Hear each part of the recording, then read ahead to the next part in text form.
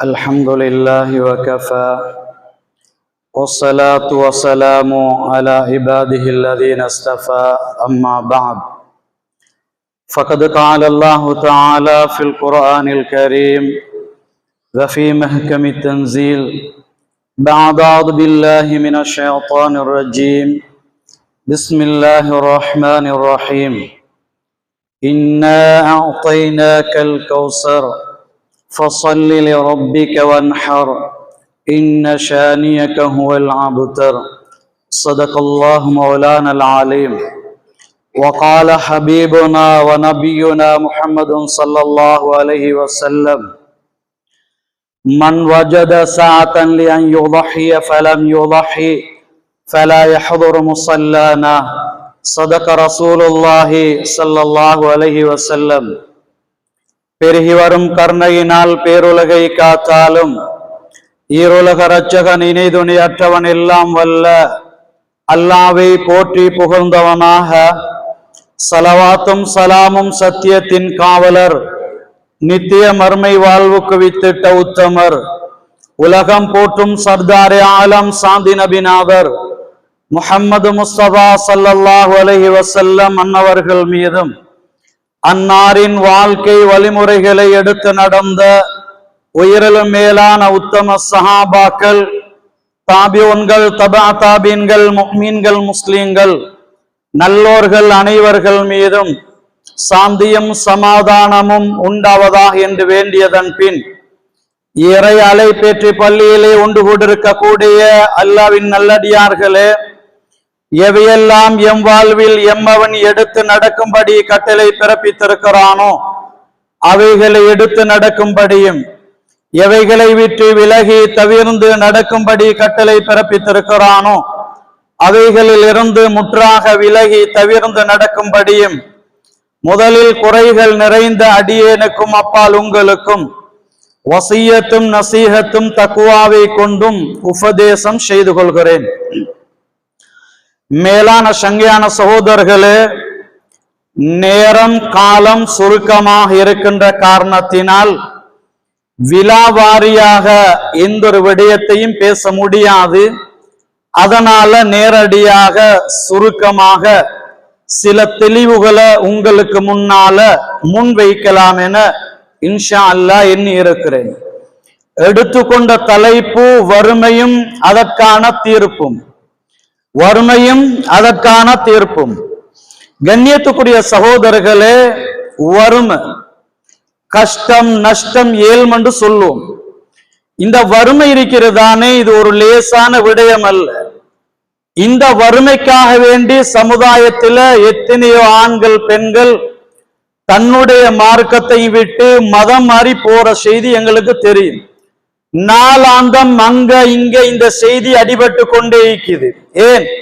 ஒரு வீட்டுக்காக, ஒரு காணிக்காக, ஒரு கடை காம்பராவுக்காக, ஒரு தொழில் ஏற்பாடுக்காக, ஒரு கடன் வசதிக்காக, கரண்ட் எடுத்து தாரத்துக்காக, தண்ணீர் ஏற்பாடு செஞ்சு தாரத்துக்காக இன்றைக்கு எத்தனையோ பேர் என்ன செய்யறாங்கன்னா தன்னுடைய தீனுல் இஸ்லாத்தை விட்டு மதம் மாறி என்ன செய்யறான்? குஃப்ரின் பக்கம் சென்று கொண்டிருக்கிறான். இதுக்கு காரணமும் இருக்குது. நபி ஸல்லல்லாஹு அலைஹி வஸல்லம் அவங்க அதிகமாக துஆ செய்வாங்க. அதிகமா அல்லாஹும்ம இன்னி அஊது பிக மினல் குஃப்ரி வல் ஃபக்ர் வ அஸாபில் கப்ர். யா அல்லாஹ், குஃப்ர் என்று சொல்லக்கூடிய இறை நிராகரிப்பில இருந்தும், ஃபக்ர் என்று சொல்லக்கூடிய வறுமையில இருந்தும், வ அஸாபில் கப்ர் கபருடைய வேதனையில இருந்தும் பாதுகாப்பாயாக. சங்கையான சகோதரர்களே, கபருடைய வேதனையில இருந்து பாதுகாப்பு தேடினது போல இறை நிராகரிப்பு என்று சொல்லக்கூடிய குஃப்ர்ல இருந்து பாதுகாப்பு தேடினது போல வறுமை ஃபக்ர்ல இருந்து நபி ஸல்லல்லாஹு அலைஹி வஸல்லம் அவங்க பாதுகாப்பு தேடி இருக்கிறான். ஏன்? என்ன காரணம்? சங்கையான சகோதரர்களே, வறுமை அந்த அளவுக்கு பயங்கரமானது. எந்த நாட்டுல, எந்த ஊருல, எந்த வீட்டுல வறுமை இருக்குமோ அங்க பஞ்சமா பாதகங்கள் பாவமான செயல்கள் தலைவிரிச்சு. வறுமை இருக்கிற ஏரியால சூழல் சுற்றாடல் சரியாக இருக்காது. அங்க நோயின் நொம்பலமும் நெருக்கடியும் பிரச்சனையும் நிறைஞ்சு கொண்டிருக்கும். சங்கியான சகோதரர்களே, வறுமை இருக்கும் என்று சொன்னா, வறுமை வரும் என்று சொன்னா, அந்த வறுமைக்கு இனம், மதம், நிறம் ஒன்றும் தெரியாது. தன்னுடைய வயிற்று பசியை போக்கிக்கிறதுக்காக, தன்னுடைய ஏதாச்சும் ஒரு தேவையை நிறைவேற்றிக் கொள்றதுக்காக எதையும் செய்ய தயாராகுவான். கொலையா, கொள்ளையா, கற்பழிப்பா. கண்ணியமான சகோதரர்களே, நாளாந்தம் ஒவ்வொரு ஊர்ல ஒவ்வொரு செய்தியை நாங்க கேள்விப்படுறோம். வறுமைக்காக கொலை செய்யறாங்க, வறுமைக்காக களவெடுக்கிறாங்க, வறுமைக்காக வட்டியில கை வைக்கிறாங்க, வறுமைக்காக கடன் எடுக்கிறாங்க, வறுமைக்காக சில பெண்கள் தன்னுடைய கற்பை கூட காத்துல பறக்க விட்டிருக்கிறான். என்ன காரணம்? வறுமை. வயிற்று பசியை போக்கிக் கொள்ளணும், உள்ள ஊட்டிக்கு தின்ன குடிக்க கொடுக்கணும். அதனால எங்களுக்கு வருவாய் இல்ல, என்ன செய்யறது? யாரும் எட்டி பார்க்கறாங்க இல்ல, சரியா உதவி பதவி வந்து சேரது இல்ல. அதனால எங்களால என்ன செய்ய முடியும் என்று சொல்லி சில பேர்கள் அல்லாஹ் ரசூலுக்கு பயன் இல்லாத தனத்தினால என்ன செய்யறாங்கன்னா பாவத்துல கைய வைக்கிறான். பாவத்தின் மூலமாக தன்னுடைய பசியை போக்கிக் கொள்ள முடியறாங்க, தன்னுடைய வறுமையை போக்கிக் கொள்ள முடியறாங்க சகோதரர்களே. அதனாலதான் ஒரு அறிஞர் சொல்றாரு, இதா தஹபல் ஃபக்ரு இலா பலதின் கால லஹுல் குஃப்ர் ஹுதுனி மஅக். ஒரு ஊருக்கு வறுமை போகமாக இருந்தா, ஒரு ஊருக்கு வறுமை போகமாக இருந்தா இறை நிராகரிப்பு என்று சொல்லக்கூடிய குஃப்ர் சொல்லுமாம், வறுமையே நீ போற இடங்களுக்கெல்லாம் என்னையும் கூட்டிக் கொண்டு போ, என்னையும் அழைச்சி கொண்டு போ. ஏன் தெரியுமா? நீ இருக்கிற இடத்துலதான் ஏண்ட வேலையை சாதிச்சு கொள்ளலாம், ஏண்ட வேலையை சாதிச்சு கொள்ளலாம். எங்க வறுமை இருக்குமோ அங்கதான் குஃப்ரு தலைவிரிச்சி ஆடும், மக்களை இறை நிராகரிப்பும் பக்கம் அழைக்கலாம். அதனால வறுமையே நீ போற ஏரியாவுக்கெல்லாம் என்னையும் அழைச்சு கொண்டு போ, அப்பதான் ஏண்ட வேலை வெட்டிய சரியா சாதிச்சு கொள்ள இயலும், செஞ்சு கொள்ள இயலும். எனவே கண்ணியத்துக்குரிய சகோதரர்களே, அதனால இது ஒரு தனி தலைப்பு. இதுல பேசுறண்டா நிறைய பேசலும், ஆனா இன்ஷா அல்லாஹ் சில சுருக்கங்களை சொல்ல வேண்டி இருக்கிற காரணத்தினால சில முக்கிய சாரம்சங்களை மட்டும் முன்னுக்கு வைக்கிறோம். இந்த வறுமை இருக்கிற நேரத்துல இந்த வறுமையை சமூகத்தில இருந்து இல்லாமலாக்கணும், இதை கலட்டணும், இதை சமூகத்தை விட்டு தூரமாக்கணும் சொன்னா இதுக்கு என்ன பரிகாரம், இதுக்கு என்ன தீர்வுகள் இருக்குது? இஸ்லாத்துல சில விடயங்களை அல்லாஹ் ரசூல் எங்களுக்கு ஆகுமாக ஆக்கியிருக்கிறான், சில விஷயங்களை கடமையாக ஆக்கியிருக்கிறான். அத்தனை விடயம் எதை உணர்த்து சொன்னா வறுமைக்கு தீர்வாகத்தான், பசிக்கு ஆகாரமாகத்தான் இருக்குது. உதாரணமா பாருங்க, ஜகாத், ஜகாத்துல் ஃபித்ர், சதகா, சதகத்துல் ஜாரியா, வலீமா, அகீகா, உல்ஹியா, ஃபிதியா, நதிர், கஃபாரா, வக்ஃப், வசியா, இது மாதிரி நிறைய சொல்லிக்கொண்டு போயிடும். இது அத்தனையும் என்ன உணர்த்து சொன்னா வறுமைக்கு தீர்வாகவும் பசிக்கு ஆகாரமாகவும் இருக்குது. ஜகாத் நிறைய விஷயங்கள் அதுல நடந்து கொண்டிருக்கிறது.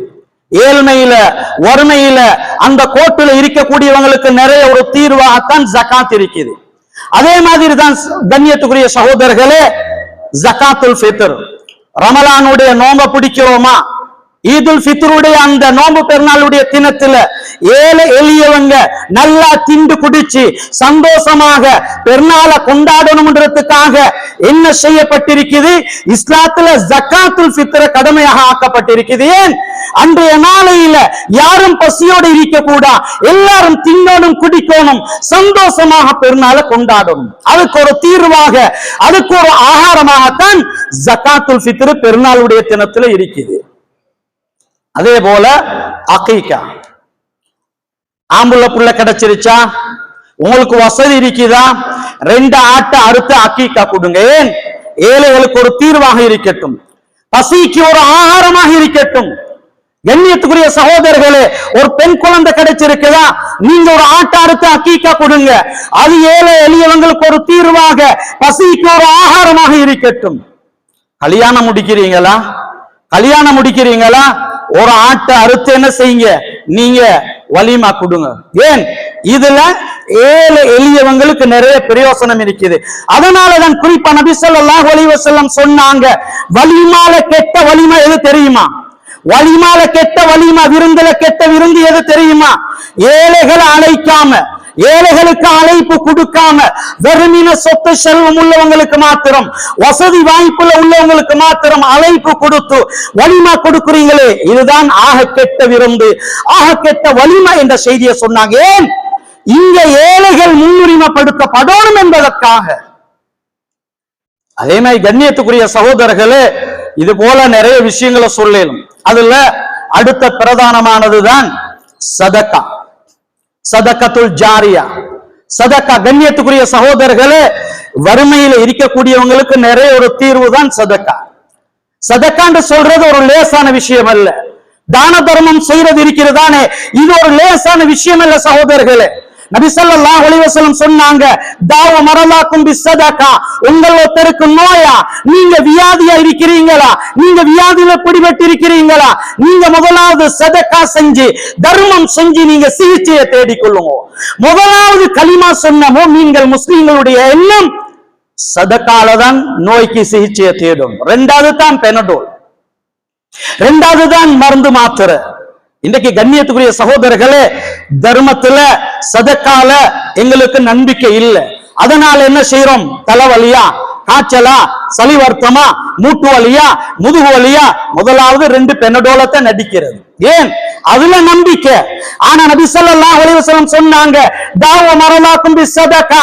உங்கள் ஒருத்தருக்கு நோயிண்டா சதக்காவின் மூலமாக சிகிச்சை செஞ்சு கொள்ளும். இந்த நம்பிக்கை வரணும் சகோதரர்களே.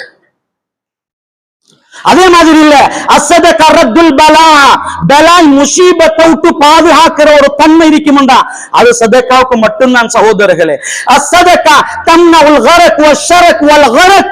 நபி ஸல்லல்லாஹு அலைஹி வஸல்லம் சொன்னாங்க, தான தர்மம் சதக்கா இருக்கிறதானே, திருட்டு போறத்துல இருந்து, வெள்ளத்துல அழிஞ்சு போறத்துல இருந்து, நெருப்புல எரிஞ்சு போறத்துல இருந்து பாதுகாக்கக்கூடிய ஒன்றுதான் சதக்கா. எல்லா பெலாய் முசீபத்துல இருந்தும், எல்லா விபத்துக்கள், ஆபத்துகள், சோதனையில இருந்தும் பாதுகாக்கக்கூடிய வலிமையுள்ள மிக சக்தி வாய்ந்து கொண்டிருக்கும். அது சதக்கா தான். சொன்னாங்க, அஸ்ஸதகா தஸீது ஃபில் மால் வ தஸீது ஃபி உம்ரி. உங்களோட பொருளாதாரத்துல அபிவிருத்தியை ஏற்படுத்தும், வளர்ச்சியை ஏற்படுத்தும். அதே மாதிரி உங்களோட ஆயுள்ல அதிகரிப்பை ஏற்படுத்தும், ஆயுள் அதிகரிப்பை ஏற்படுத்தும் என்ற செய்தியை நபி ஸல்லல்லாஹு அலைஹி வஸல்லம் சொன்னான். எனவே கண்ணியத்துக்குரிய சகோதரர்களே, அஸ்ஸதகா பாபு மின் அபுவாபில் ஜன்னா. சதக்கா இருக்கிறதான தான தர்மம் சொர்க்கத்துடைய வாயில்கள் ஒரு வாயில் தான் சதக்கான்னு சொன்னான். தர்மம் சொர்க்கத்துடைய வாயில்கள் ஒரு வாயில் தான் தர்மம். இன்றைக்கு தர்மம் செய்யறா எங்கட ஹார்ட்ல இருந்து ஒரு துண்டை கலட்டி போடுற மாதிரி இல்ல. மாஷா அல்லாஹ், அல்லாஹ் பாதுகாத்த சில சகோதரர்கள் இருக்கிறாங்க. அவங்க எல்லா நேரத்திலையும், எல்லா சந்தர்ப்பத்திலையும் தன்னோட வசதிக்கு ஏத்த மாதிரி, தன்னோட தகுதிக்கு ஏத்த மாதிரி தர்மம் செய்யறாங்க, சதக்கா கொடுக்கறாங்க, இல்லைன்னு சொல்லி இல்ல. ஆனா கண்ணியத்துக்குரிய சகோதரர்களே, சமகாலத்துல நாங்க பார்க்கிற செய்தி என்ன தெரியுமா? நிறைய பேருக்கு நிறைய வருவாய் இருக்குது, அதாவது பொருளாதாரத்துல நிறைய வளர்ச்சியை காண்றாங்க, வசதி வாய்ப்பு நிறைய இருக்குது. ஆனா கொடுக்கணும், எடுக்கணும், தர்மம் செய்யணும் என்ற சிந்தனை அந்த உள்ளத்துல இல்லாமல் இருக்கிறத நாங்க பார்க்கிறோம் சகோதரர்களே. நல்ல விஷயத்துக்கு இழக்க மாட்டான், நல்ல விஷயத்துக்கு கொடுக்க மாட்டான். ஆனா வாய் பேச்சில அல்லாஹ் எனக்கு தரட்டுமே, நான் அதை செய்யறேன், இதை செய்யறேன், அப்படி செய்யறேன், இப்படி செய்யறேன், ஏழு குமர கல்யாணம் முடிச்சு கொடுக்கிறேன், மஸ்ஜிதா ஏண்ட செலவுல நான் கட்டி கொடுக்கிறேன், கிணறா ஏண்ட செலவுல நான் வெட்டி கொடுக்கிறேன், ஏழை மாணவர்களா ஏண்ட செலவுல நான் ஓத படிக்க வைக்கிறேன், எல்லாம் சொல்லுவாரு, எல்லாம் சொல்லுவாரு. ஆனா கையில வசதி வாய்ப்பு வந்ததுக்கு பின்னால, அதாவது எச்சு கையால காக்கா கூட வரட்ட மாட்டார். சதக்கா இருக்கிறதானே லேசான ஒரு விஷயம் இல்லை. எனவே கண்ணியத்துக்குரிய சகோதரர்களே, இதுல ஒவ்வொரு விஷயமா பார்த்து வார நேரம், இதுல அடுத்த கட்டம் தான் எங்களுக்கு தெரியும் உல்ஹியா, குர்பான்னு சொல்றது. இந்த குர்பான் உல்ஹியா இருக்கிறதானே, இது வறுமைக்கு ஒரு தீர்வாக இருக்குது. ரமலானுடைய காலங்கள் நோம்பு பிடிச்சு அதுக்கு பின்னால நோம்பு பெருநாள நாங்க எப்படி ஜகாத்துல் ஃபித்ரா கொடுக்கணுமோ, அதே மாதிரி ஹஜ் பெருநாளுடைய தினத்துல இஸ்லாம் எங்களுக்கு குர்பான் கொடுக்கணும்ன்ற விதியாக்கி இருக்குது. ஏன்? அந்த பெருநாளுடைய தினத்துல எந்த ஏழைகளும் பசியோடு இருக்க கூடாது, நல்ல மாமிசங்களை சாப்பிடணும், நல்ல சந்தோஷமா பெருநாளை கொண்டாடணும் என்பதற்காக. அதனாலதான் பாருங்க, பெருநாளுடைய தினத்தில இருந்து ஐயாமு தஷ்ரீக்குடைய 13வது புற மாலை வரைக்கும் நாங்க நோன்பு பிடிக்க கூடாது. நோன்பு பிடிக்கிறது ஹராம். அது வரைக்கும் குர்பான் கொடுக்கலாம், உலகியாவை நிறைவேற்றலாம், அந்த மாமிசங்களை நாங்க தின்னணும், குடிக்கணும், சந்தோஷம் அந்த பெருநாளை வரவேற்று கொண்டாடணும் என்பதற்காகத்தான். அதனால கண்ணியத்துக்குரிய சகோதரர்களே, வறுமைக்கு ஒரு தீர்வாக, பசிக்கு ஒரு ஆகாரமாக அமையக்கூடிய ஆக பிரதானமான ஒரு செயல் தான் உல்ஹியா என்று சொல்லக்கூடிய குர்பான். இது ஒரு லேசான விஷயம் அல்ல. குர்பான் என்று சொல்றது, உல்ஹியா என்று சொல்றது, நாங்க நிறைவேற்ற காரணத்தினால தகர்ருப் என்று சொல்லக்கூடிய அந்த நெருக்கம் அல்லாஹ்வோட உண்டாகுது.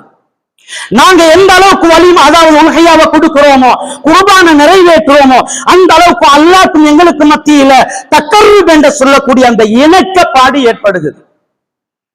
நபி இப்ராஹிம் அலைஹிஸ்ஸலாத்து வஸ்ஸலாம் தன்னுடைய மகனை அறுத்து பலியிட முனைஞ்சான். ஏன்? அவங்களுக்கு புள்ளையோட இறக்கம் இல்லையா? புள்ளட ஆசபாசம் உள்ளத்துல இல்லையா? அவங்க என்ன கல் நெஞ்சக்காரரா? இல்ல சகோதரர்களே, அல்லாஹ்ட கட்டளை, அல்லாஹ் முடிவு செஞ்சா அதுக்குன்னா அடிபணியணும். அல்லாஹ்ட அடிமனான். அதனால அல்லாஹ்ட கட்டளைக்கு முன்னால அந்த தகர்ருப் என்று சொல்லக்கூடிய அல்லாஹ்ட நெருக்கத்தை, அந்த இணைப்பையும் பிணைப்பையும் ஏற்படுத்தணும்ன்றதுக்காக தன்னுடைய மகனை கூட அறுத்து பலியிட முன் வந்தான். அதனாலதான் அல்லாஹ்க்கு மகன் அறுக்கணும்ன்ற எந்த தேவையும் இல்லை. அல்லாஹ்க்கு தேவையில்ல.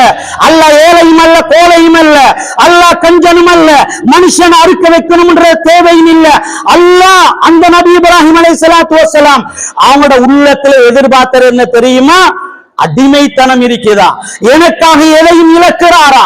எனக்காக வேண்டி எதையும் செய்கிறாரா என்ற எண்ணப்பாடு உள்ளத்துல இருக்கிறா என்பதை டெஸ்ட் பண்ணத்தான் அல்லாஹ் இந்த செய்தியை அவளுக்கு கனவுல விளங்கப்படுத்தினார்.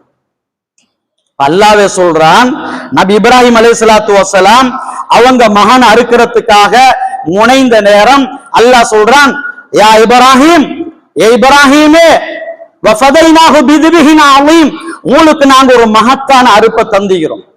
எப்படி? அல்லாஹ்வே சொர்க்கத்தில இருந்து ஒரு ஆட்டை இறக்கி அல்லாஹ் சொல்றான், நபியே இந்த ஆட்டை நீங்க குர்பான் செய்யுங்க. அல்லாஹ் ஒரு சிறப்பான அமல சொர்க்கத்தில் இருந்து ஆட்டை இறக்கி குர்பான் செய்ய சொல்றான். இந்த குர்பானுடைய உல்ஹியாவுடைய அமல் எந்த அளவுக்கு ஒரு கண்ணியமானது, உன்னதமானது என்ற செய்தியை விளங்கிக் கொள்வேன். அதனாலதான் நபி ஸல்லல்லாஹு அலைஹி வஸல்லம் சொன்னாங்க, மன் லஹ தய்யிபத்தன் நஃப்ஸஹு முஹ்தஸிபன் லிஉல்ஹியத்திஹி கானத் லஹு ஹிஜாபன் மினன் நார். யார் மன தூய்மையோட, இஹ்லாஸோட, இன்றைக்கு நிறைய நாங்க பார்க்கிறோம், விரல் விட்டு எண்ணக்கூடிய சகோதரர்கள் இஹ்லாஸோட, மன தூய்மையோட அல்லாஹ்வுக்காக வேண்டி சதகா ஃபித்ராவை செய்யறாங்க, குர்பான செய்யறான். ஆனா நிறைய இடத்துல நாங்க பார்க்கிறோம், எங்கட பேர் லிஸ்ட்ல வரணும், பேர் பட்டியல வரணும், ஊர்ல எல்லாரும் பேசணும், அந்த ஆஜார் இத்தின மாடு கொடுத்தாரு, இந்த முதலாளி இத்தின மாடு கொடுத்தாரு என்று சொல்லி பேருக்கும் புகழுக்காக என்ன செய்யறாங்கன்னா இன்றைக்கு குர்பான நிறைவேற்றுறாங்க. இதுவல்ல சகோதரர்களே, மன் லஹ நஃப்ஸன் தய்யிபத்தோ, அதாவது என்ன செய்யறாரு? மன தூய்மையோட நன்மை அல்லாஹ் இடத்துல ஆதரவு வச்சு யாரு குர்பான் செய்வாங்களோ, யாரு மிருகத்தை அறுத்து பலியிடுவாங்களோ, ஹிஜாபம் மினன் நார், அது நரகத்துக்கு தடையாக, நரகத்துக்கு திரையாக ஆகும் என்ற செய்தியை நபி ஸல்லல்லாஹு அலைஹி வஸல்லம் சொன்னார். அதனால கண்ணியத்துக்குரிய சகோதரர்களே, அல்லாஹ் யாருக்கெல்லாம் வசதி வாய்ப்பை தந்திருக்கிறானோ அந்த வசதி வாய்ப்புல இருந்து யார் ஒரு ஆட்டையோ மாட்டையோ வாங்கி உல்ஹியா கொடுக்கிறாங்களோ, குர்பானை நிறைவேற்றுறாங்களோ, அந்த குர்பான், அந்த மிருகம் இவரை நரகத்துக்கு போக விடாம தடுக்கக்கூடிய திரையாக, ஒரு தடையாக இருக்கும் என்ற செய்தியைத்தான் நபி ஸல்லல்லாஹு அலைஹி வஸல்லம் சொன்னார். அதனாலதான் இன்னும் இதை ஊக்குவிக்கிறதுக்காக இதனுடைய சிறப்புகளை நபி ஸல்லல்லாஹு அலைஹி வஸல்லம் ஏராளம் தாராளமாக சொல்லியிருக்கிறார். அல் உல்ஹியத்து லிஸாஹிபிஹா பிகுல்லி ஷஅரத்தின் ஹஸனா.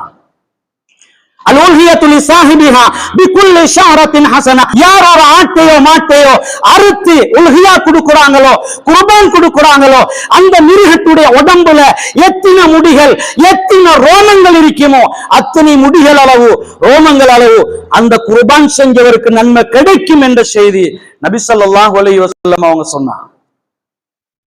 கூலி கொடுக்கிறதுல அல்லாஹ் விசாலமானவன் சகோதரர்களே. ஆட்டு மாட்டுடைய உடம்புல உள்ள முடிகள் அளவுக்கு தான் கூலி கொடுக்கணும்ன்றதல்ல. எங்கட சின்ன மெமரியே எங்களுக்கு லேசில படாத சில விஷயம். அதனால எங்கட சின்ன மெமரிக்கு படுறதுக்காகத்தான் சில உதாரணங்களை சொன்னாங்க. ஒரு ஆட்டுடைய அல்லது மாட்டுடைய உடம்புல எத்தனை லட்சக்கணக்கான ரோமங்கள் இருக்கும். அந்த ஒவ்வொரு ரோமத்துக்கும் ஒவ்வொரு நன்மை கிடைக்கிறதா. இது எந்த அளவுக்கு ஒரு கண்ணியமான உன்னதமான ஒரு முக்கியத்துவம் வாய்ந்த அமல் என்பதை எங்களுக்கு விளங்கிக் கொள்ள. கண்ணியத்துக்குரிய சகோதரர்களே, அதனாலதான் நபி ஸல்லல்லாஹு அலைஹி வஸல்லம் சொன்னாங்க, மா உன்ஃபிகத்தில் வரிகு ஃபீ ஷைஇன் அஹப்ப இலல்லாஹி மின் நஹரின் யுன்ஹர்.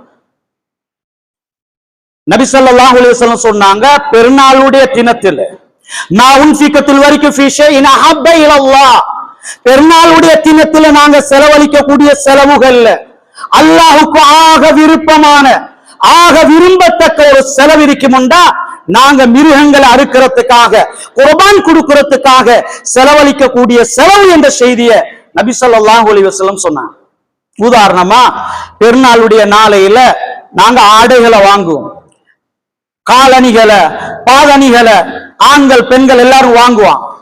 அதே மாதிரி வாய்க்கு ருசியான தீன் பண்டங்களை செய்வான், சாப்பாடுகளை ஏற்பாடு செய்வான். இது மாதிரி ஆயனம் பயணங்களுக்காக நிறைய செலவுகளை செய்வான். இந்த அத்தனை செலவுகளையும் அல்லாஹ்வுக்கு விருப்பமான ஒரு உன்னதமான செலவு உண்டு சொன்னா பெருநாளுடைய நாளையில நாங்க குர்பானுக்கு செலவழிக்கிறதா. உதாரணத்துக்கு சொல்லுவோமே, பெருநாளுடைய நாளையில ஒருத்தர் ஒரு கோடியத்தான் சதக்கா செய்யறாரு, வேற என்னமான ஒரு வேலைக்காக சதக்கா செய்யறாரு, நன்மை கிடைக்கும் இல்லைன்றதல்ல, அது வீணாகாது.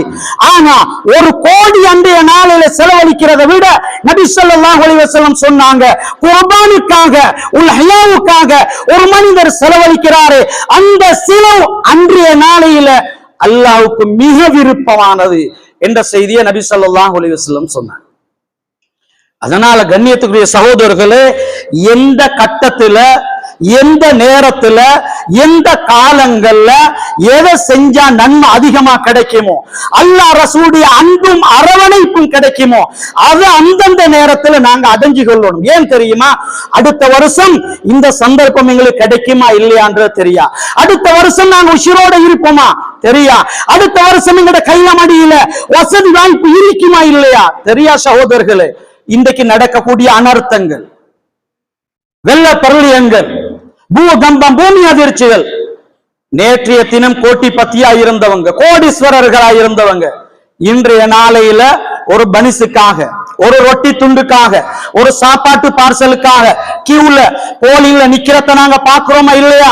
அதனால நாளை என்பது எங்கட கையில இல்ல, அது அல்லாஹ்வுக்கு மட்டும்தான் அந்த மறைமுகமான அறிவு இருக்குது. அதனால இன்றைக்கு நாங்க வசதி வாய்ப்போட இருக்கிறோம்னு சொல்லி நாங்க தம்பட்டம் அடிக்க கூடாது, மேலெண்ணம் வைக்க கூடாது. ஏன்? நாளைக்கு என்ன நடக்கும் என்ற செய்தி எங்களுக்கு தெரியாது. அதனால சந்தர்ப்பம் கிடைக்கிற நேரம் அதை நாங்க செஞ்சிரோம்.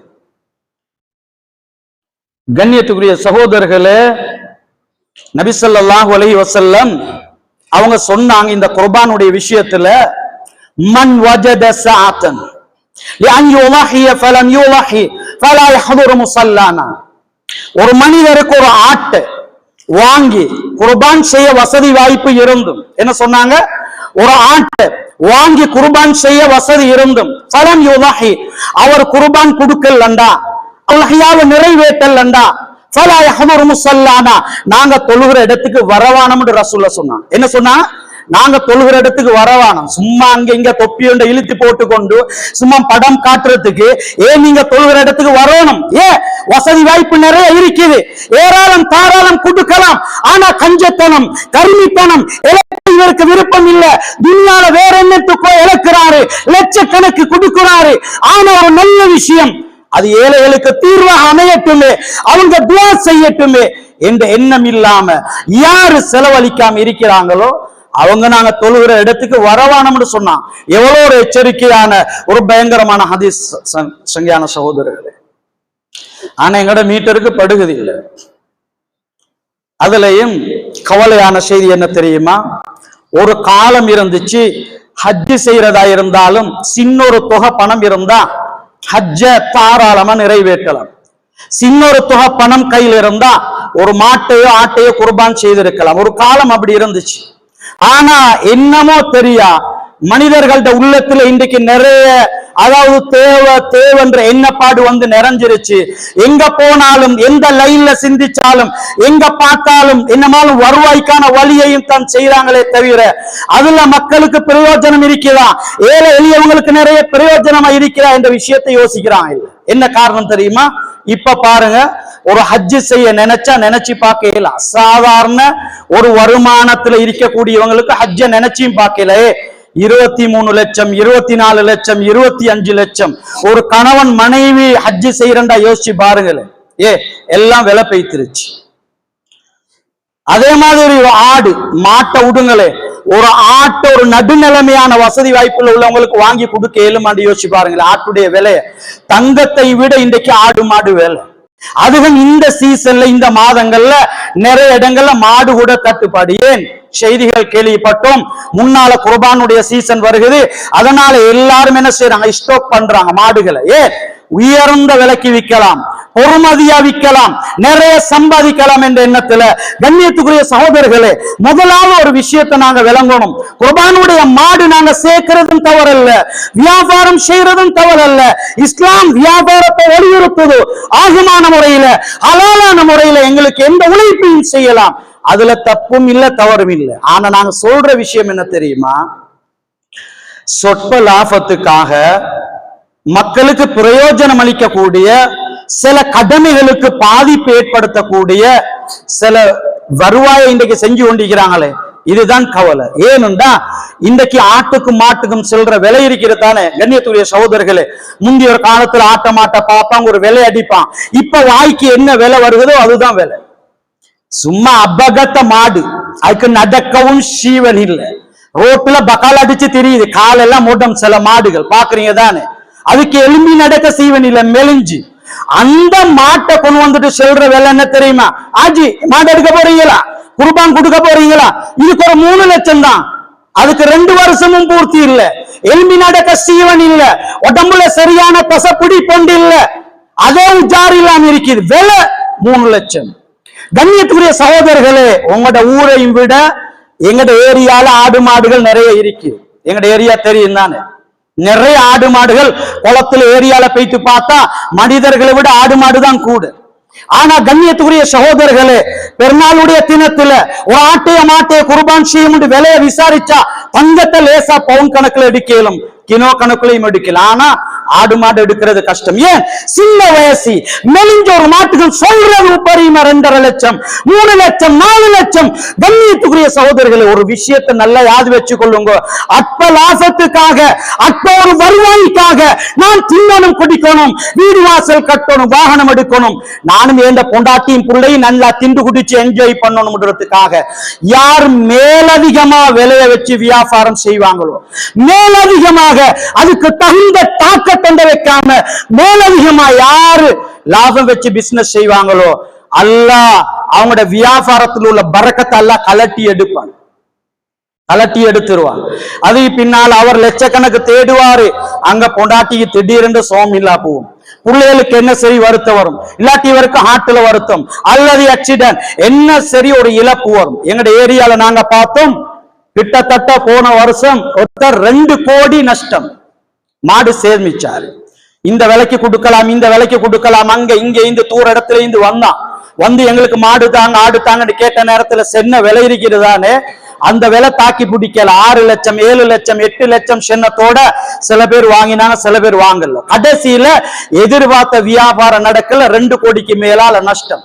அதே மாதிரி கண்ணியத்துக்குரிய சகோதரர்களே, நிறைய பேர் என்ன செஞ்சாங்கன்னு சொன்னா, உதாரணத்துக்கு சொல்லுவோமே, ஒரு வியாபாரி 2 லட்சத்துக்கு மாட்டு எடுக்கிறாரு, ஒரு 3 லட்சத்துக்கு வித்துண்டுவோமே, பிரச்சனை இல்லை, ஏண்டா கஷ்டப்படுறாரு, சாப்பாடு கொடுக்கிறார், ஒரு தியாகம் இருக்குதுண்டுவோம்.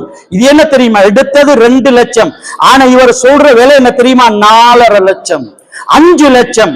கண்ணியத்துக்குரிய சகோதரர்களே, இந்த கோழி இருக்கிறது தானே, கோழி கோழிக்கு கோழி தீன் வைக்கிறோம், அதுக்கு ஒரு செலவு இருக்குது, சொல்றதுக்கு ஒரு நியாயம். இந்த ஆடு மாடு காட்டுல வளர்ற புல்லையும் கொப்பு கொலையையும் தின்றது, இதுக்கு என்னமாலும் பெருசா நாங்க செலவழிக்கிறோமா? வேணும்டா சில புல்லுகளை கொண்டு போடுறோம், இல்லைன்றது இல்ல. சின்ன சின்ன உடம்பு தியாகமும் சின்ன சின்ன செலவுகளும் இருக்குது. ஆனா பெரும்பாலும் புல்லையும் கொப்பையும் கொலையும் அதை தின்று. ஆனா அது கட்டிக்கிற விலை பல தூக்கியலா சகோதரர்கள். அப்போ ஒரு ஏழை மக்களுக்கு ஆகாரமாக தீர்வாக அமையக்கூடிய இந்த குர்பானுடைய இந்த வியாபாரத்துல நாங்க கையை வச்சு மேலதிகமா விலைய கூட்டினா நிறைய பேர் என்ன செய்வாங்க? குர்பான் கொடுக்க மாட்டாங்க. மாடு வேலை, ஆடு வேலை, எங்களால தாக்கி பிடிக்கலாம், எங்களால சுமக்கலாம், அதனால என்ன செய்வாங்க? பின் வாங்குவாங்க. யாரின் காரணமாக, யார் விலை கூட்டியதின் காரணமாக மக்கள் அந்த உலகையாவ குர்பானை நிறைவேற்றாம பின்வாங்குறாங்களோ அந்த முழு பாவத்தையும் இந்த ஆட்டு மாட்டுக்கு வேணும் என்று விலையை கூட்டினாங்களே அவங்க அதை சுமந்து கொள்வாங்க. சகோதரர்களே, பரக்கத்திரிக்க நாங்க எங்கட கண்ணால பார்த்தோம். அந்த பெருநாளுடைய சீசன்ல லட்சக்கணக்கு கொஞ்சம் பேர் தேடினாங்க. மாஷா அல்லாஹ், பிரச்சனை இல்ல, முறையோட தேடினால ஹலால், பிரச்சனை இல்ல, அல்லாஹ்ட உதவி பரக்கத் இருக்குது. ஆனா சில பேர் எல்லாம் மீறி உழைச்சாங்க. அந்த வருஷம் இன்பம் கண்டதுக்கு பின்னால் அதுக்கு பின்னால புதிய புதிய வியாபாரிமார் உருவாகி பழைய வியாபாரிமார் கிடம் இல்லையே. அவங்க ஒரு மாட்டை 3 லட்சத்துக்கு பார்த்துட்டு வந்தா புதிய வியாபாரி இன்பம் கண்டுட்டாரு, அதுல ஒரு டேஸ்ட் கண்டுட்டாரு. அதனால என்ன செய்யறாரு? அந்த வியாபாரி 3 லட்சம் தாரன்னு சொன்னாரா, நீங்க கொடுக்க வேணும், நான் 3.5 தாரன் அல்லது 4 தாரன், நீங்க எனக்கு தாங்க. சங்கியான சகோதரர்களே, போட்டி என்ன செய்யறாங்க? விலையை கூட்டி எடுத்து லாபம் கிடைச்சிச்சு. என்ன தெரியுமா நடந்துச்சு? அதுக்கு பின்னால் அல்லாஹ் கொடுத்த ஒரு நோய் உண்டு. சல்லிய செலவழிச்சாரு, இருக்கிறதெல்லாம் காணி பூமியை வித்தாரு, தாக்கி பிடிச்சு கொள்ளையல. அதுதான் அல்லாஹ் கொடுக்கிற தண்டனை சகோதரர்கள். லேசல்லையே ஏழைகள்ட உள்ள நோவும். இன்னைக்கு நிறைய ஏழைகள் இருக்கிறாங்க, ஒரு மாமிசத்தை வாங்கி கொள்ள வசதி இல்ல சகோதரர்களே. நாங்க எங்களை போலத்தான் எல்லாரும் மீக்கிறேன்னு யோசிக்க கூடாது. நாங்க மாட்டை வாங்குறோம், மாட்டிறைச்ச வாங்குறோம், கோழியை வாங்குறோம், தின்றோம், குடிக்கிறோம், எங்களுக்கு என்ன குறைச்சல் நாங்க யோசிக்கிறோம். ஆனா நிறைய ஏழைகள் வெளியே டிப்டப்பா உடுத்து கொண்டுதான் நீக்கிறான், ஆனா வெளியே சிரிச்சு கொண்டுதான் நீக்கிறான். நிறைய பேர் அணுகி அவங்கள்ட்ட கேட்டு பாருங்க, மாச கால மாட்டிறைச்ச அந்த மாமிசத்தை காணாதவங்க வாங்காதவங்க இருக்கிறாங்க. சில பேர் சில கூலி வேலையை செய்யறான். ஒரு நாளைக்கு 1500 ரூபாய், 1700 ரூபாய், 2000. இதுல அரிசி கறிய வாங்குறதா, மாமிசத்தை வாங்குறதா, பிள்ளைகள்ட கிளாஸ் பீஸ கட்டுறதா, அவங்களோட ஏனைய படிப்பு செலவை பார்க்கிறதா, அவங்களோட உடுதுணியுடைய போய் இதை பார்க்கிறதா, எத்தனைக்கு தான் செலவு செய்யறது. அதனால எதெல்லாம் விலை குறைஞ்சிருக்கிறதோ அந்த முட்டையோட கருவாட்டோட நிறைய பேர் காலத்தை கழிக்கிறான். அப்ப அந்த ஏழைகள் ஒரு பிரயோஜனம் காண்றா இது மாதிரியான பெருநாளுடைய நாளையில தான் சகோதரர்களே நாங்க கொடுக்கக்கூடிய இந்த குர்பான் தானே, இதனுடைய மாமிசத்தான் வயிறார பசியார திண்டு குடிச்சு துவா செய்யறான். அந்த துவா ஒன்று போதும் எங்களை சொருக்கம் கொண்டு போய்த்து சேர்க்க. நிறைய பேர் பதுக்கினான். ஆனா அல்லாஹ் எப்படி தண்டனையை கொடுத்தான் தெரியுமா? மிக பொறுமதியான மாடு, நல்ல வாட்ட சாட்டமான நல்ல சதப்பிடிப்பு உள்ள மாடு பாம்பு கொத்து செத்து போச்சு. பால் கிணத்துல உளுந்து செத்து போச்சு. எத்தனை பேருக்கு அல்லாஹ் இழப்ப கொடுத்தான்? பரக்கத்துன்னு சொல்றது இருக்கிறதானே, நாங்க மக்களுக்கு பிரயோஜனம் கொடுக்கணும். சஹாபாக்கள் அப்படித்தான், தனக்கு இல்லாட்டியும் பிரச்சனை இல்ல, மக்கள் பிரயோஜனம் அடையணும்ன்றதுக்காக சொற்ப ஒரு சின்ன லாபத்தை வச்சு வியாபாரம் செஞ்சாங்க. அவங்களோட வாழ்க்கையில பெராய் முசீபத்து குறோ, பயங்கரமான நோய் குறோ, சஞ்ஞான சகோதரர்களை வளமான வசீகரமான வாழ்க்கையை வாழ்ந்தான். இன்றைக்கு நாங்க நிறைய லாபம் வைக்கிறோம், ஆனா பயங்கரமான நோய், பயங்கரமான வியாதிகள், பயங்கரமான ஆபத்துகள், விபத்துகள் இன்றைக்கு ஒன்றுக்கு பின்னால வருகிறதா இல்லையா? என்ன காரணம்? எவ்வளவு தேடினாலும் போதையே பரக்கத்தை அல்லாஹ் கலட்டிட்டான். அன்றைக்கு பரக்கத்திக்கிறதானே கலீலு ஷை கஸீரு நஃபா, அது கொஞ்சம் தான், ஆனா அதோட பிரயோசனம் நிறைய இருக்குது. பயங்கரமான நோய் நம்பலம், லட்சக்கணக்கில் கோடி கணக்குல செலவு போகக்கூடிய விடயங்களை கூட அல்லாஹ் ஒரு 10 ரூபா ஒரு சின்ன மருந்து மாத்திரையில அல்லாஹ் அதை இல்லாமல் ஆக்கிடுவாங்க. இதுதான் பரக்கத் சகோதரர்களே. அல்லாஹ்வுக்காக பரக்கத்துடைய வாசலை நாங்க திறந்துட்டோம்டா அல்லாஹ் எங்களை வளமுள்ள வசீகரம் உள்ள வாழ்க்கையை வாழ செய்வான். இல்ல வெறும் சொற்ப லாபத்துக்காக நாங்க ஆட்டு மாட்டுடைய விலையை நாங்க கூட்டிட்டோம்னு சொன்னா பயங்கரம் சகோதரர்களே. இருந்தாலும் சரி, அல்லாத ரசூலுடைய பயம் உள்ளத்தில் இருக்கணும் தானே, மனசாட்சி ஒன்று இருக்கணும் தானே. உண்மையான ஈமான்தாரிக்கு மனசாட்சி இருக்கும். சரி, மனசாட்சி இல்லாம மிருகங்களுக்கு விலையை கூட்டினாலும் யாருக்கு வசதி வாய்ப்பு இருக்குதோ அவங்க என்ன செய்யணும்? விலை கூட போனாலும் கொஞ்சம் வாங்குறதுக்கு முயற்சி செய்யும். குர்பானை கொடுக்க முயற்சி செய்யணும். இன்றைக்கு எங்கட வாழ்க்கையில உள்ள சில ஆடம்பரங்கள், சில வீண்விரயங்களை தவிர்ந்து கொண்டா அழகா ஒவ்வொருத்தருக்கும் ஒரு மாட்ட அழகா உலகையா கொடுக்கலாம், குர்பான் செய்யலாம். இன்றைக்கு பாருங்க, உடுப்புகளுக்கு எவ்வளவு செலவழிக்கிறோம். தப்பா தவறா இல்ல, பிரச்சனை இல்ல, ஏராளம் தாராளம் வாங்கலாம் உடுக்கலாம், அதுல பிரச்சனை இல்ல. ஆனா இன்றைக்கு ஆடுகளுக்காக எவ்வளவு பேர் வீணா செலவழிக்கிறோம், பாதணிகளுக்காக எவ்வளவு செலவழிக்கிறோம், ஒரு இடுப்புல போடுற ஒரு பெல்ட்டுக்காக எத்தனை பேர் எவ்வளவு செலவழிக்கிறான், விலை கூடிய பொருளை வாங்கி விடுக்கிறான்.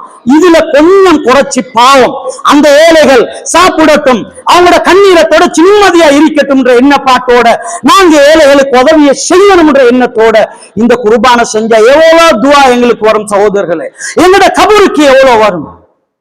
இன்னைக்கு நாங்க பாக்குறோம் என்ன தெரியுமா, எங்கட ஆட்சியப்பட காலத்துல அவங்களோட கையில மடியில பெரிய வசதி வாய்ப்பு இல்லாட்டியாலும் ஏழைகளுக்கு உதவி செஞ்சான், அதனால பரக்கத்துடைய வாழ்க்கையை வாழ்ந்தான். அந்த காலத்துல பரக்கத்துடைய வாழ்க்கை இருந்துச்சு, பயங்கரமான நோய் இல்ல, பயங்கரமான ஆபத்துகள் இல்ல, வியாதிகள் இல்ல, வளமான ஒரு வாழ்க்கையை வாழ்ந்தான். ஆனா கண்ணியத்துக்குரிய சகோதரர்கள், இந்த காலம் படிப்பு அறிவு எல்லாம் கூட, வசதி வாய்ப்பு கூட, எல்லார கையிலையும் எல்லா வசதியும் இருக்குது, எந்த குறைச்சலும் இல்லை. ஆனா அழியும் இழியும் சோதனையும் நோயும் நொம்பலமும் என்ன காரணம்? இன்றைக்கு எல்லாம் போட்டோல தான் போகுது, ஸ்டேட்டஸ்ல தான் போகுது. சில பேர் அந்த ஹோட்டல் இந்த ஹோட்டல்ல தின்றதெல்லாம் போட்டோ பிடிச்சு போட்டு, இங்க எத்தனை ஏழைகள் தின்ன குடிக்க இல்லாமிக்கிறான். ஒரு காலத்துல கரண்டியால் அள்ளி சாப்பாட்டை போட்டான், அதுக்கு பிறகு அகப்பையால் அள்ளி போட்டான். இப்ப இந்த கரண்டி சாப்பாடும் சரி வரா, ஆப்பையால் அள்ளி போட்டதும் சரி வரா, சவலால் அள்ளி போட்டு சாப்பிடும். சவல் சாப்பாடு, சவலால் அள்ளி வகரிக்கிறதே ஏற்கனவே குஞ்சோண்டு சொல்லி அதுக்கு அண்ட கணக்கு அள்ளி போடலும். இவர் எண்ணம் தின்னுங்க பிரச்சனை இல்ல, இதுக்கு பின்னால சகோதரர்கள்ட்ட மக்கள்கிட்ட அந்த உள்ளம் பேராசை, நான் அப்படி திண்ட இப்படி திண்ட அதை போடணும், எல்லாரும் பார்க்கணும், அவங்க இப்படி அப்படி இப்படி பேசணும். இப்ப சவல்ல நிக்குது, அல்லா பாதுகாக்கணும். இன்னும் கொஞ்ச நாள்ல பெகோ சாப்பாடுன்னு வரும். சவலால் அள்ளி போட்டே போதா, பெகோவால் அள்ளியும் போடணும். இது என்ன போடுறதெல்லாம் தின்றாங்களா? இல்ல, பேருக்கும் புகழுக்கும் ஒரு போட்டோவுக்கும். இதே மாதிரி சகோதரர்கள் எத்தனை எளியவங்க, எத்தனை எளியவங்க தின்ன குடிக்க வசதி இல்லாம மாமிசத்தை கண்ணால காணாம இன்றைக்கு கண்ணீர் விட்டு கொண்டிருக்கிறான், ஏங்கி தவிக்கிறான். அதனால கண்ணியத்துக்குரிய சகோதரர்களே, முடியுமான வரையில் அல்ல யாருக்கு எந்த வசதி வாய்ப்பை தந்திருக்கிறானோ அவரவர் எந்த வசதி வாய்ப்பு அடைஞ்சிக்கிறாரோ அதுக்கேற்ற மாதிரி கொடுக்கணும். இன்றைக்கு கவலையான செய்தி என்ன தெரியுமா, ஒரு மனிதருக்கு மாஷால 3-4 மாடு தண்ணியை வாங்கி குர்பான் கொடுக்கல, 3-4 மாடு தண்ணியை வாங்கி கோட்டி பத்தி. இவரும் பேச்சு என்ன தெரியுமா செய்யற, அந்த மிஸ்கின் பாட்டியில பேசுற, ராஜா என்னையும் ஒரு பங்குக்கு சேர்க்கிறீங்களா நீங்க?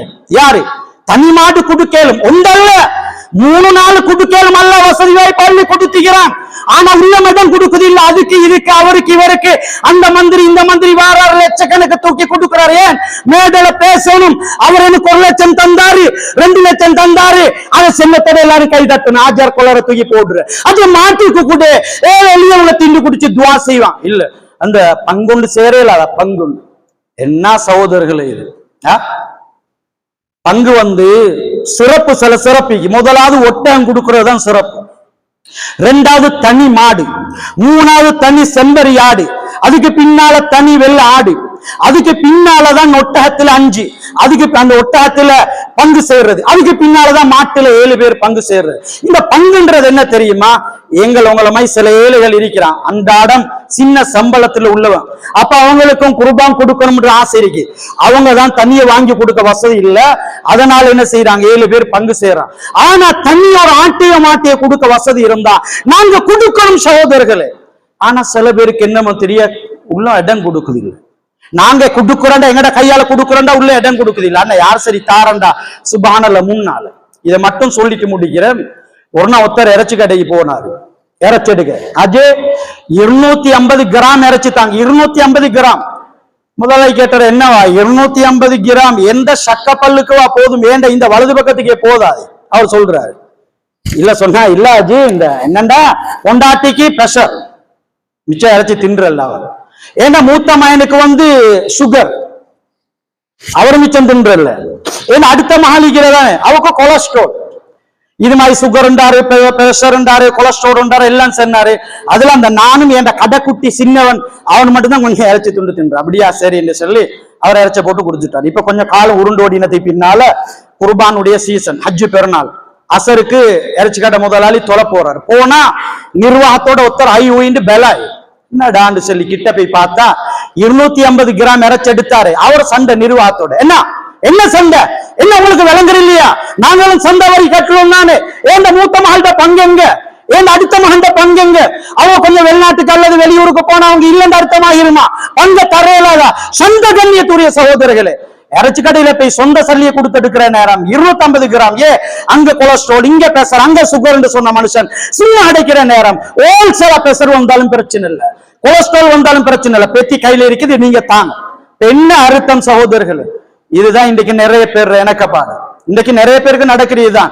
இன்றைக்கு தண்ணியை கொடுக்க வசதி இருந்தா கொடுக்கணும். ஏழையவங்க துவா செய்வாங்க. இந்த சந்தர்ப்பம் வேற எங்களுக்கு கட்டத்துல கிடைக்காத சகோதரர்களே. கையில மடியில் அல்ல ஒரு மனுஷனுக்கு வசதி தந்தா இது ஒரு நேமத் பாக்கியம் என்று நினைச்சு கொள்ளுங்க. ஏன் அல்லாஹ் சில மனிதர்களை வச்சுக்கிறான். உடனே கொடுத்து 50 லட்சம் கொடுத்து ஒரு காணியை வாங்கலாம், ஒரு வாகனத்தை வாங்கலாம், 1 கோடி கொடுத்து ஒரு ஊட்ட வாங்கலாம். அந்த அளவுக்கு வசதி. சில பேர் இருக்கிறாங்க, ஒரு 1000 ரூபாய் கொடுத்து 500 கிராம் இறைச்சி வாங்கி யோசிக்கிறாங்க. இல்ல 500 கிராம் இறைச்சி வாங்க யோசிக்கிறான், அவர்கிட்ட இல்ல. அதனால அல்லாஹ் யாருக்கு தந்திக்கிறானோ நீங்க அதை நியாமத் பாக்கியம் நினைங்க, அள்ளி கொடுங்க, அல்லாஹ் அள்ளி தருவான். ஏந்த வரக்குள்ள நாங்க பேச கையில எடுத்துட்டு வரல, அக்கௌண்ட் உடைய நம்பர்களை நாங்க கையில எடுத்துட்டு வரல. அதுக்கு பின்னாலதான் அல்லாஹ் எல்லாம் தந்தான். போற நேரமும் வெறும் கையோட தான் போறோம். அதனால கண்ணியத்துக்குரிய சகோதரர்களே, எங்கட கபருக்கு நாங்க தேடிட்டு போவோம். அல்லாஹ் தந்த சொத்து செல்வங்களை நல்ல விஷயங்களை செலவழிப்போம். எனவே வரக்கூடிய அந்த ஹஜ்ஜி பெருநாளுடைய தினத்துல அழகான முறையில முடியுமான வரையில அந்த குர்பானுடைய அமலை செஞ்சு அல்லாஹ்வுடைய பொருத்தத்தையும் இனக்காப்பாட்டையும் அடையக்கூடிய கூட்டத்தில் அல்லாஹ் எங்கள் அனைவர்களையும் சேர்த்து அருள் புரிவானாக. ரப்பே ரஹ்மான், எங்களுடைய பாவங்களை மன்னிச்சிடியா அல்லாஹ். எங்கள் ஒருதாய் பெற்ற பிள்ளைகளை போல ஒத்துமையா சந்தோஷமாக வாழ்ந்து சிரிச்ச முகத்தோட கலிமாவோட மௌத்தா போகக்கூடிய பாக்கியத்தை எங்கள் அனைவருக்கும் தந்தருள் புரிவாயாக. வாஹிரு தனில் அல்ஹம்துலில்லாஹி ரப்பில் ஆலமீன்.